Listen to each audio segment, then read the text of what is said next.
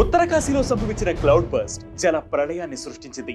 అకస్మాత్తుగా వచ్చిన వరదల కారణంగా భారీగా కొండ చర్యలు విరిగిపడ్డాయి. నలుగురు ప్రాణాలు కోల్పోయారు. అనేక మంది గల్లంతయ్యారు. ఇళ్లు, హోటళ్లు వరదల్లో కొట్టుకుపోయాయి.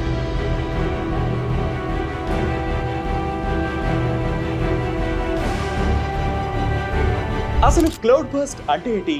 దీని పరిణామాలు ఎలా ఉంటాయి? తెలుగు రాష్ట్రాలకు క్లౌడ్ బర్స్ట్ లో ముప్పుందా?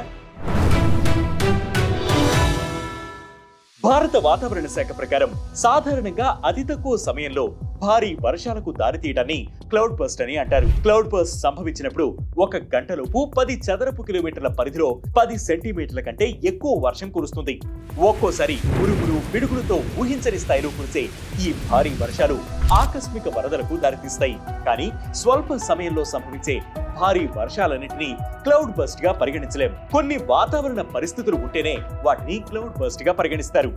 ఋతుపవనాలు దేశంలోకి ప్రవేశించినప్పుడు సముద్రం నుంచి అధిక తేమతో కూడిన గాలులు వీస్తాయి.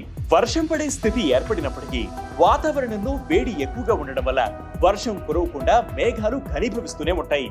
ఆ ప్రక్రియ అలానే కొనసాగితే మేఘాల సాంద్రత పెరిగి ఒక్కసారిగా బర్స్ట్ అవుతాయి. దీంతో తక్కువ పరిధిలో తక్కువ సమయంలోనే కుంభవృష్టి కురిసి భారీ వరదలకు దారితీస్తుంది. భారీ ప్రాణ, ఆస్తి నష్టాలకు దారితీసే ఈ క్లౌడ్ బర్స్ట్ ఈ మధ్య భారత్ లో ఎక్కువగా చోటు చేసుకుంటున్నాయి. కేవలం హిమాలయ పర్వతాల్లోనే ఏటా పదుల సంఖ్యలో క్లౌడ్ బర్స్ట్లు సంభవిస్తున్నట్లు పలు నివేదికలు వెల్లడిస్తున్నాయి. భారత వాతావరణ శాఖ గణాంకాల ప్రకారం 1970 నుంచి 2016 వరకు 30 క్లౌడ్ బర్స్ట్లు సంభవించాయి. ఇక 2020 ఆగస్టులో హిమాచల్ ప్రదేశ్ లోని కులు, లాహౌల్ స్పితి, కిర్నౌల్లో, 2021 జూలైలో ఉత్తరాఖండ్ లోని చమోలి, ఉత్తరకాశీ, పితోర్గఢ్లో క్లౌడ్ బర్స్ట్ వల్ల ఆకస్మిక వరదలు, కొండ చర్యలు విరిగిపడ్డం వంటివి జరిగాయి. సముద్రాల నుంచి వచ్చే తేమతో కూడిన గాలులు కొండల పైకి లేచి పైభాగంలో భారీ మేఘాలను సృష్టిస్తాయి. దీన్ని ఓరోగ్రాఫిక్ లిఫ్ట్ అంటారు. క్లౌడ్ బర్స్ట్ కు ఇది కూడా ప్రధాన కారణం. అందుకే ఉత్తరాఖండ్, హిమాచల్ ప్రదేశ్, జమ్మూ కాశ్మీర్, లదాఖ్, నేపాల్, సిక్కిం, అరుణాచల్ ప్రదేశ్ మొదలైన హిమాలయాన ప్రాంతాల్లో, పశ్చిమ కనుమలు వంటి ఎత్తైన ప్రాంతాల్లో క్లౌడ్ బర్స్ట్లు ఎక్కువగా సంభవిస్తాయి. తెలుగు రాష్ట్రాలైన తెలంగాణ, ఆంధ్రప్రదేశ్ లు తక్కువ ఎత్తులో పల్లంగా విస్తరించిన ప్రాంతాలుగా ఉండడంతో ఇక్కడ క్లౌడ్ బర్స్ట్లు చాలా అరుదు. 2000 ఆగస్టు 24న హైదరాబాద్ లో కొన్ని గంటల వ్యవధిలో 242 మిల్లీమీటర్ల వర్షం కురిసింది. అయితే ఇది క్లౌడ్ బర్స్ట్ గా పరిగణించరు, ఎందుకంటే అది గంట వ్యవధిలో కురిసిన వర్షం. అలాగే 2022 జూలైలో గోదావరి నదిలో సంభవించిన వరదలకు క్లౌడ్ బర్స్ట్ కారణమనే ప్రచారం జరిగింది. కానీ దీర్ఘకాలికంగా కురిసిన భారీ వర్షాలే వరదలకు కారణమని వాతావరణ శాఖ తెలిపింది.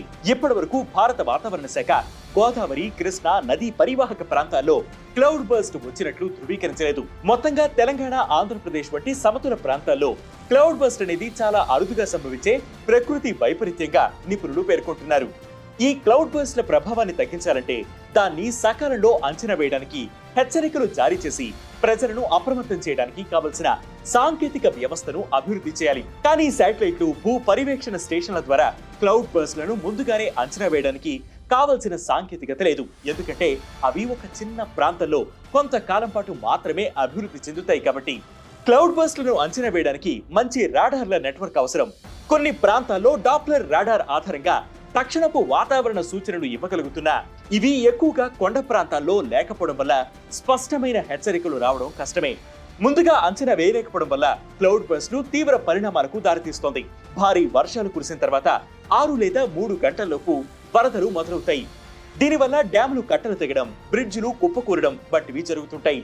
భారీ వర్షాలు, వరదలు, తుఫాన్ల వంటి వాతావరణ కారణాలతో భారతదేశం సగటున వార్షికంగా సుమారు 7 లక్షల కోట్ల వరకు ఆర్థిక నష్టాన్ని ఎదుర్కొంటోంది. ముఖ్యంగా క్లౌడ్ బర్స్ట్ కారణంగా పెద్ద సంఖ్యలో మరణాలు, నష్టాలను చూస్తోంది. కాబట్టి వరదలు వచ్చినా ప్రజలకు హాని కలిగించకుండా ఆ నీటిని మళ్లించడానికి అవసరమైన డ్రైనేజీ వ్యవస్థలు, చెరువులు వంటి వాటిపై పెట్టుబడి పెట్టాలి. నదీ ప్రవాహాలపై ఏఐ ఆధారిత వరద అంచనాల వ్యవస్థలు కూడా అభివృద్ధి చెందుతున్నాయి. ఇవి కొన్ని రోజుల ముందే హెచ్చరికలు ఇవ్వగలవు. వాటిని మరింత విస్తృతం చేయాలి. అలాగే వరదలకు గురయ్యే ప్రాంతాల్లో నిర్మాణాలను నివారించడం, అటవీ నిర్మూలనను నియంత్రించడం, నేల సంరక్షణ చర్యలను అమలు చేయడం, అక్కడి ప్రజల్లో క్లౌడ్ బర్స్ట్ల గురించి అవగాహన పెంచి కాలుష్యాన్ని తగ్గించేలా చర్యలు తీసుకోవడం వంటివి చేయాలి. దీనిపై మీ అభిప్రాయాన్ని కామెంట్ సెక్షన్ లో మెన్షన్ చేయండి.